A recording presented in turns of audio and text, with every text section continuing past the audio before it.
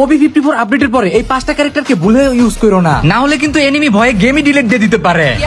এই 5টা ক্যারেক্টারের এখন থেকে 2টা করে কিন্তু অ্যাবিলিটি থাকবে। তাহলে চলো সর্বপ্রথম স্কেলারের কথা বলি। যদি তুমি ফার্স্ট অ্যাবিলিটি চুজ করো, এটার স্কিল ব্যবহার করার পরে এনিমি যেথায় যেথায় যাবে সেখানে কিন্তু এই স্কেলারের স্কিলটা যাইয়া ওয়ালটাই ফাটাই দিবে। আর যদি সেকেন্ড অ্যাবিলিটি চুজ করো তাহলে এটা থেকে কিন্তু বোম বাইরাবে, তুমি যেথায় যেথায় এইম করবা সেখানেই কিন্তু এই বোমটা গিয়ে মারবে। পুরোই বলতে পারো রকি ভাইয়ের মতো একটা ফিল আসবে। অস্কারের যদি ফার্স্ট অ্যাবিলিটিটা ইউজ করো তাহলে এটা থেকে একটা অস্কার না পুরো তিনটা অস্কার বের হবে। আর যদি সেকেন্ড অ্যাবিলিটিটা ইউজ করো তাহলে 8 সেকেন্ড পর্যন্ত কিন্তু দৌড়াতেই থাকবে। পুরোনো কিন্তু তুমি এখন থেকে নিয়ে দৌড়িতে পারবা, এমনকি পুরো 360 ডিগ্রিতে কিন্তু এটা রোটেশন করতে পারবা। 4 নাম্বার ক্যারেক্টার স্কিল হোগং এর প্রথম অ্যাবিলিটিটা যদি ইউজ করো তাহলে কিন্তু ঘাস হওয়ার সাথে সাথে আরেকটা হোগং কিন্তু সামনে থেকে বের হবে, যেটা কিন্তু এনিমিকে কনফিউজ করে দিতে পারে। আর 2 নাম্বার অ্যাবিলিটি ইউজ করার সাথে সাথে তুমি তিনটা হোগং হয়ে যাবা, মানে এনিমি বুঝতেই পারবে না যে তুমি কোনটা। Last not the least, Homer character use করার সাথে সাথে ড্রোন দিয়ে তো এনিমির ড্যামেজ দিবে, তার সাথে সাথে কিন্তু একটা বড় ড্রোন তোমার পার নিচে আসবে, যেটার উপরে চড়ে কিন্তু তুমি এনিমিরও ড্যামেজ দিতে পারবা। তো এতগুলো আপকামিং আপডেট আগে থেকে তোমাদেরকে জানাই দেওয়ার জন্য তোমরা কিন্তু তোমাদের লাইকে কষ্ট করে একটু ফলো করে দিও।